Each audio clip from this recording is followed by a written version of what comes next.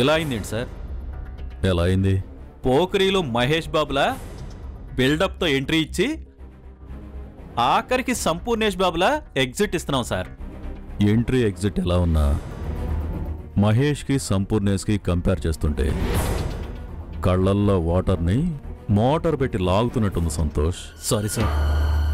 Sorry ఎందుకులే, లోపలున్న అవంతిగా నందికలు కాదు మనల్ని ఓడించింది. మరి మనలో ఉన్నవాళ్లే మన ఫెయిల్యూర్స్కి కారణం.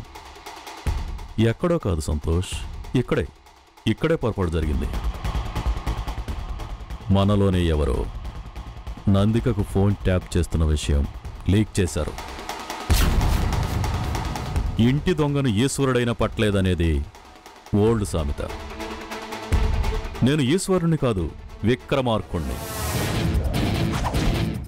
ఏయ్, అందరూ ఎలా రండి.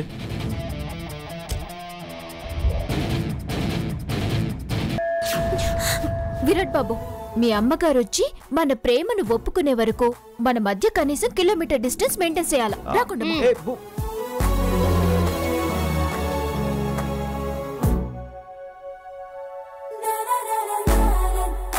కొండమ్మా.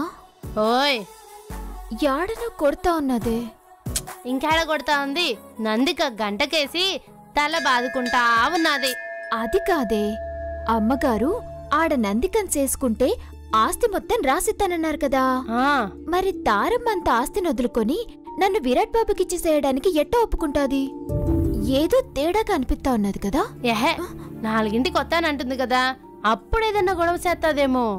అట్ట గొడవ చేస్తే అది ఏరే సంగతి, కానీ నన్ను వదిలించుకోవడానికి ఇంకేదైనా చేస్తేనే కష్టం కదా. మే, విరాట్ బాబుని నువ్వు నిజంగా ప్రేమిస్తే మీ ఇద్దరిని ఎవ్వరూ విడదీయలేరు. కరెక్ట్గా చెప్పకుండా